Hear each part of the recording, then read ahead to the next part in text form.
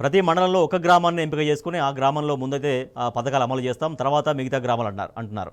So ఒక గ్రామం ఎప్పుడు అమలు కావాలి, మిగతా గ్రామాలకు అసలు ఎప్పుడు అమలు కావాలి, ఒక గ్రామాన్ని ఎంపిక ఎట్లా ఉంటుందో తెలియనటువంటి పరిస్థితి. సో అధికార యంత్రాంగంలో తర్వాత మంత్రులకు కూడా ఒక స్పష్టమైనటువంటి అవగాహన లేకపోవడంతో ప్రజలు తీవ్రంగా నష్టపోతున్న పరిస్థితి, ఆగ్రహం వ్యక్తం చేస్తున్నారు. సో మాకు అందరికీ అన్నీ ఇస్తామని చెప్పి ఇప్పుడు కొందరికి కొన్ని, ఇక మా వంతు ఎప్పుడు వస్తుంది, మా గ్రామం ఎప్పుడు వంతు వస్తుంది అనేది ప్రజలు ఎదురు చూస్తున్న పరిస్థితి. నిజామాబాద్ నుంచి మా ప్రతినిధి రవీందర్ అందుబాటులో ఉన్నారు ఫోన్ లైన్లో. రవీందర్, నిజామాబాద్ ఉమ్మడి జిల్లా వ్యాప్తంగా ఎన్ని గ్రామాలు ఉంటాయి? ఆ గ్రామాలకి ఇప్పుడు ఒక్కొక్క గ్రామానికే పథకాలంటే ఎంతమంది గ్రామాలు ఎదురు చూడాల్సినటువంటి పరిస్థితి? గ్రామస్తులు ప్రజలు ఏమంటున్నారు, ఎట్లా రియాక్ట్ అవుతున్నారు?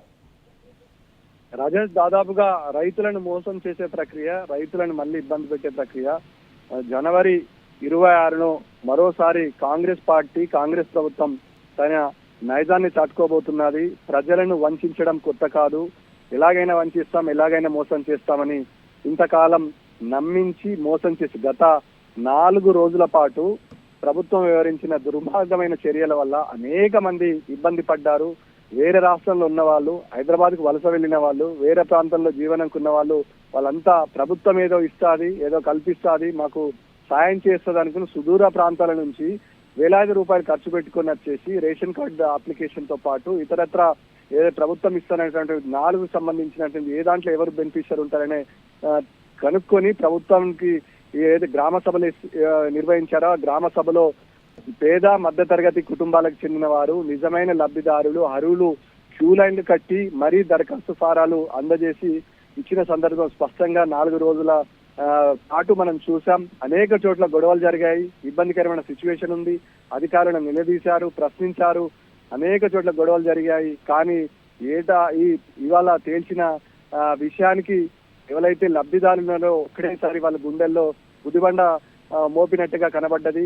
ఈ పైలట్ ప్రాజెక్టు కింద ఒకే మండలంలో ఒకే విలేజ్ ని తీసుకున్నామని చెప్పడంతో ఇంతకాలం ఇన్ని రోజుల పాటు ఏమార్చే ప్రక్రియ, గందరగోళం సృష్టించే ప్రక్రియ మళ్ళీ కాంగ్రెస్ పార్టీ వాళ్ళ వివరించిన తీరు పట్ల ఉమ్మడి నిజామాబాద్ జిల్లా వ్యాప్తంగా దాదాపుగా 3224 గ్రామ పంచాయతీలకు సంబంధించిన అంశం ఇది.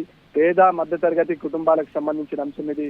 దాదాపుగా అందరూ అనుకున్నారు మాకు న్యాయం జరుగుతుంది, సరే గొడవలు జరిగినాయి, కొట్లాడాలు జరిగినాయి, చివరికి ప్రభుత్వం న్యాయం చేయకపోతుందా, అందరికీ లబ్ధిదారులకు ఆత్మీయ భరోసా అందకపోతుందా, రేషన్ కార్డు రాకపోతుందా, ఇందిరమ్మ ఇల్లు ఇయ్యకపోతుందా, రైతు భరోసా ఇయ్యకపోతారని ఈ 4 పథకాలను బేరీజ్ వేసుకున్నట్ల తమ శ్రమకు తగ్గ ఫలితం దక్కుతుందని ఇవాళ సాయంత్రం వరకు వేచి చూసిన సందర్భం స్పష్టంగా ఉంది.